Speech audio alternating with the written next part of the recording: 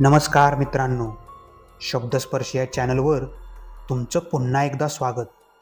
आजच्या कथेचं नाव आहे हाकामारी.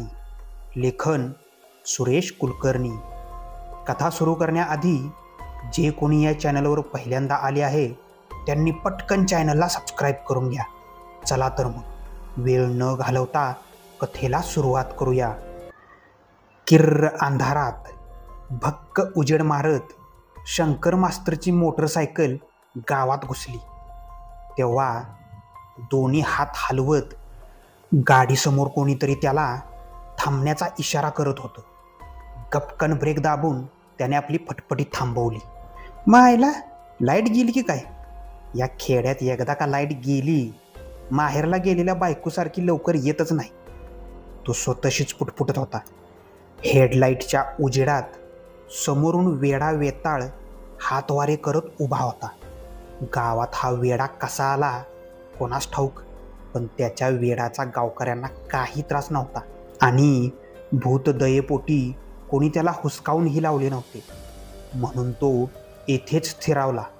तो कायम मसनवाड्यातल्या पिंपळाखाली राहायचा, म्हणून लोक याला वेताळ म्हणून हाक मारत. काय रे वेताळ, कशाला आडवा आलास? शंकरने खेचकून विचारले. तुला नेणार आहे आणि कोण? खी खी खी करून ते येडं अभद्र हसलं. शंकरनं फारसं मनावर घेतलं नाही. गावचा अनुभव असाच होता. मनाला काहीतरी वेडसर बोलून तो स्वतःच हसायचा. त्याने वेताळाला टाळून आपली मोटरसायकल पुढे दामटली. निवडणुकीची मीटिंग होती म्हणून शंकर पाड्यावरची शाळा आटपून तालुक्याच्या गावी परस्पर गेल्याने गावी परतायला आज उशीरच झाला होता. एरवी मावळतीला घरी येणाऱ्या शंकरला आज मात्र रात्रीचे 11 वाजले. घर कसले? एका जुन्या दगडी वाड्याच्या पडवीत तो एकटाच भाड्यानं राहत होता. नोकरीच्या पाड्यावर राहायची सोय नव्हती, म्हणून त्याने या जवळच्या गावात बिराड थाटलं. घरासमोर हेडलाईटच्या उजेडात शंकरला वंजळभर बिड्याची थोटकं दिसली. दिगवांना बराच वेळ बसून गेलेला दिसतोय. त्याच्या घराच्या दाराबाहेर घडवलेल्या दगडाच्या पायऱ्या होत्या, चांगल्या मांडी घालून बसण्यासारख्या रुंद, आणि त्याला लागून एक कललेला सिमेंटचा लाईटचा खांब होता. लाईट असताना म्हातारा दिगवांना बिडीचा कट्टा घेऊन यायचा आणि शंकरला ऐकलेल्या पंचक्रोशीतल्या घडामोडी सांगायचा. कोणाची बायको माहेरला गेली, कोणाची माहेरून येतच नाही, कुणाला घाटावर हाडळ दिसली, शेजारच्या गावात हाकामारी फिरती, असल्या बिनबुडाच्या गोष्टी तो त्याच्या कानावर घालत असे. 4-6 बिड्यांचा धूर काढून तो निघून जात होता. शंकरचा गावात फारशा ओळखी नव्हत्या. कशा असणार? हा सकाळी सकाळी गावाबाहेर पडायचा आणि मावळतीला परतायचा. मग घरी स्टोववर भाजीच्या मागे लागायचा. शुक्रवारी सकाळी गेला की सोमवारी रात्रीच गावात यायचा. शनिवार रविवार तर आईच्या मदतीला गावी जावं लागत होतं. त्याने झटका मारून मोटरसायकल मेन स्टँडवर लावली. जडशीळ दाराच्या कडीला लावलेलं कुलूप उघडून तो आत गेला. सरावाने चापचत खुंटीवरला कंदील काढून लावला. थोडी वात वर करून उजेड वाढवला. बचकभर तांदूळ भाताच्या भांड्यात घेतले. त्यात पाणी घालून फरफऱ्या स्टोववर ते भांडे चढवले. मग कोपऱ्यातल्या असलेल्या आडोशाला जाऊन हातपाय धुतले. आता भाताचा हांडा शिजेपर्यंत वाट पाहायची. मास्तर आहेत ते का घरात? एक अनोळखी हाळी शंकरच्या कानावर आली. त्याने उभ्या लोखंडी जाड कांबी लावलेल्या बारक्या खिडकी वजा सवण्यातून बाहेर पाहिले. एक पांढरं धोतर, कोपरी आणि पागोटं घातलेलं कोणीतरी उभं होतं. हाती काठी पण असावी. अंधारानं फारसं स्पष्ट दिसत नव्हतं. कोण आहे? आता नाव सांगून उपयोग नाही. तुम्ही मला ओळखत नाही, पण मी तुम्हासनी ओळखतो. थरथर त्या आवाजावरून तो खेडूत उरत असावा असा अंदाज त्याने केला.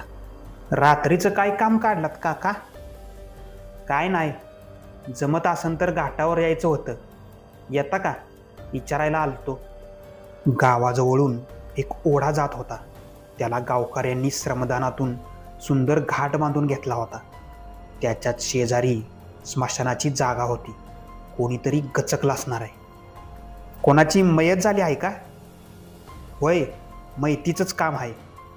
कोण आहे? आहेत आपल्याच वस्तीतलं. बाकी लोक जमलेत का? समधी लोक हेच विचारतायत. कोणतरी मोहरं निघाल्या बगर अशा अंधारात कोण येणार? अशा कामाला येणं पुण्याचं काम असतं म्हणतात. बघा जमत असेल तर म्या थांबतो तुमच्या सोबतीला, नाहीतर मोरल्या घरी आवाज देतो. एखाद्याला शेवटचा निरोप देणे पुण्याचे काम असतं असं शंकरचा आजा पण म्हणायचा. शंकरनं क्षणभर विचार केला आणि जाण्याचा विचार पक्का केला. काका, 5 मिनिटं थांबा, थोडा भात खाऊन घेतो, मग निघू. तुमचं जेवण झालंय का? नसलं तर या, उघडतो दार. नका नका, म्या थांबतो बाहेरच. 2 घास तुम्हीच खाऊन घ्या. तिथं किती वेळ लागेल काय माहीत, आणि पुन्हा कधी मिळेल खायला कोणास ठाऊक. शंकरनं जेवण उरकलं, शर्ट पॅन्ट अडकवली आणि तो बाहेर पडला. तो बोलावं आलेला म्हातारा तरा तरा चालत पुढे निघाला. शंकर त्याच्या मागे निघाला. दोघात थोडे अंतर पडले होते. अंधारात त्या म्हाताऱ्याचे फक्त पांढरे कपडे तेवढे दिसत होते. त्याला बहुधा शंकरशी बोलण्यास फारसे स्वारस्य नसावे. रस्ता पायाखालचा होता म्हणून बरं, नाहीतर अंधारात काय दिसत नव्हतं. समोरच्या म्हाताऱ्याच्या धुरकट पांढऱ्या आकृतीमागे शंकरची पावले पडत होती. बॅटरी घेतली असती तर बरं झालं असतं, त्याला वाटू लागलं.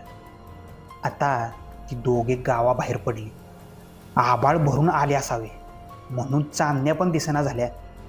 किरकिऱ्यांचा आवाज कानात घुमत होता. मध्येच एखादे कुत्रे रडत होते. वातावरण गडूळ आणि गंभीर होत होते. तेवढ्यात शंकरने सहज मागे नजर टाकली. त्याच्या मागे 5-25 पावलावर 7-8 गावकरी येताना दिसत होते, समोरच्या म्हाताऱ्यासारखेच वेशातले. त्यात शंकरला काही वावगे वाटले नाही. भडक रंगाचे कपडे गरम होतात म्हणून लोकांचा कल पांढऱ्या रंगाकडेच असतो. म्हातारा म्हटला ते खरे होते. कोणीतरी पुढाकार घेतल्याशिवाय कोण अशा अंधाऱ्या रात्री घराबाहेर पडणार? आपल्याला पाहून गावकऱ्यांना धीर आला असावा म्हणून ते आपल्या मागे निघालेत. त्याला थोडं बरं वाटलं. त्याने समोरच्या म्हाताऱ्याकडे डोळे बारीक करून पाहिले. त्याला फक्त त्याचे कपडेच दिसत होते, हवेत तरंगत असल्यासारखे, जसं काही भूतासारखेच. या विचाराने त्याच्या अंगावर सरसरून काटा आला. त्याचवेळी कुठून तरी घुबडाचे गंभीर ओरडणे ऐकू येत होतं. शंकर गपकन जागीच थांबला. तसा समोरचा म्हाताराही थांबला. तो पाठमोरा होता, तरीसुद्धा तो जागेवरच थांबला. शंकरनं मागं वळून पाहिलं तर पाठीमागं गावकऱ्यांचा आता 30-40 लोकांचा जता झाला होता आणि ते सगळेच थांबले होते. अचानक कडाडून वीज चमकली. क्षणभर आसमंत प्रकाशमान झाला. त्याची दातकिरी बसायचीच पाळी होती. त्यातील एकही गावकऱ्याला हातपाय डोके काहीच नव्हतं, फक्त अंगावर चढवल्यासारखी कापडच. सकाळी सहज कॅलेंडरवर नजर टाकली होती तेव्हा आजच्या तारखेशेजारी काळ्या भरीव वर्तुळाकार चिन्हाचा उलगडा त्याला अचानक झाला. आज अमावस्या होती. पोकळ शिक्षणाने भूताखेतांवर अविश्वासाला खिंडार पडली. त्याच्या घशाला कोरड पडली. हातपाय लटलट करू लागले. येथून पळून जावे असे त्याला तीव्रतेने वाटत होते. त्याने कशीबशी 4 पावले झरझर टाकली. तेवढ्यात समोरच्या म्हाताऱ्याने आणि मागच्या सगळ्या लोकांनी त्याच गतीने आणि तशीच हालचाल केली, जणू त्याच्या पायाला ते बांधले होते. आता जाणार कुठे? जिथे जाईल तिथे हे सगळे असणार होते. अचानक समोरचा म्हातारा थांबला. 1, 2, 3 असंख्य दिवट्या पेटल्या गेल्या. शंकरच्या आजूबाजूला निर्जीव प्रकाश पडला. त्याला त्या उजेडाने थोडा धीर आला. त्या उजेडात त्याला 2 गोष्टी दिसल्या. एक तर व्यवस्थित रचलेल्या 2 चिता आणि त्यातल्या एकावर पांढऱ्या मादऱ्याला लपेटून ठेवलेलं प्रेत. फक्त अग्नी देणे बाकी होते. ढगांची दाटे असूनही हवेतला गारवा वाढलाच होता. असंख्य दिवट्या पेटलेल्या होत्या तरी कोमटपणा जाणवत नव्हता. शंकरच्या बाह्य जाणीवा बधीर होत असल्यासारख्या त्याला वाटू लागल्या. हा काय प्रकार आहे? त्याने आजूबाजूला नजर टाकली तर सारेजण खाली माना घालून आदबीने उभे होते. जणू कोणीतरी अधिकारी माणूस जवळच असावा. आणि सरणावरले ते प्रेत सावकाश उठून बसले होते. शंकर डोळे फाडून समोरचे दृश्य पाहत होता. क्षणाक्षणाला त्याच्या हृदयाची धडधड वाढत होती. समोर दिसणाऱ्या घटनांचा अर्थ त्याचा मेंदू लावू शकत नव्हता. ते प्रेत एखादा महाराज जसा सिंहासनावर ऐटीत बसावा तसे ताठ त्या सरणावर बसले होते. त्याने हळूच आपले दोन्ही हात आभाळाकडे पसरले, डोके वर करून हात जोडले. तसेच हात खाली आणत स्वतःच्या चेहऱ्यावरला पांढरा कपडा फाडून दिला. त्या प्रेताचा उघडा चेहरा शंकरच्या माहितीतला होता. एक कडाडती वीज शंकरच्या मनात चमकून गेली. सरणावर ऐटीत बसलेला गावातला वेडा वेताळ होता. या मास्तर, आज आमच्या पालखीचा मान तुम्हाला देण्यात येतोय. वेडसर वेताळाचे उच्चार कमालीचे सुसंस्कृत होते. मान कसला? तू कोण? शंकरने कसेबसे विचारले. अरे, या मूर्ख माणसाला सांगा आम्ही कोण आणि पालखीचा मान काय असतो ते. तेवढ्यात एक म्हातारा पुढे आला आणि बोलू लागला. मास्तर, हे वेताळ महाराज आहेत. वेताळ महाराज म्हणजे आम्हा भूतांचे राजे. आज आमुष आहे. महाराजांची पालखी निघते आज रात्री. त्या पालखीसमोर आम्ही दंगल करतो. ज्याला पालखीचा मान मिळतो त्याच्या इशाऱ्यावर सगळी भूतावळ नाचते. आणि वेताळ महाराज खुश झाले की नाही की मग पुढच्या अमावस्याला त्यांच्यासोबत गोंड्याच्या पालखीत बसायला भेटतं. मला नाही कळलं, पण मी आता काय करू? तुम्ही फक्त शेजारी असलेल्या सरणाला पेटवून द्या, बाकी आपोआप होईल. शंकरच्या हाती पलेदा देत त्याने सांगितले. क्षणात ती चिता पेटून उठली. आगीने लवकरच ती चिता ताब्यात घेतली. अग्नीच्या ज्वाला वाट सापडेल त्या चितेच्या फटीतून ओसंडून वाहू लागल्या. वेड्या वाकड्या ज्वाला हवेच्या तालावर नाचू लागल्या. मांस जळत असल्याचा वास घाटावर आणि नदीच्या काळ्या पाण्यावर पसरू लागला. इतक्यात एखादा फुगा फुटावा तसा आवाज आला. रसरसत्या चितेच्या आहारातून चिलग्याचा डोह वर उसळून आला. कवटी फुटली होती. त्या आवाजासरशी शंकरला आतापर्यंतची वाटणारी भीती पळून गेली. तो हाडं पोकारणारा गारवा कुठं गायब झाला होता. त्याला एकदम हलकं हलकं वाटू लागलं. अनामिक आनंदाच्या उकळ्या फुटत होत्या. त्या भरात तो नाचू लागला. वेताळाने इशारा केला. कुठून तरी एक लाल गोंड्याची पालखी हवेत तरंगत आली. त्यात वेताळ बसला आणि हळूहळू पालखी नदीच्या कडेकडेने निघाली. ढोल ताशे कडकडून वाजत होते. पांढऱ्या कपड्यातील ती भूतं बेभान होऊन नाचत होती. आणि सगळ्यात समोर शंकर होता. वेड्यासारखा वेडा वाकडा नाचताना त्याला काहीच वाटत नव्हतं, काहीच कळत नव्हतं. सकाळी अख्खा गाव घाटावर जमला होता. एक विझलेली चिता दिसत होती आणि तिच्या पायथ्याशी शंकर मास्तरच्या चपला होत्या. म्या लई येळ मास्तराची वाट पाहिली.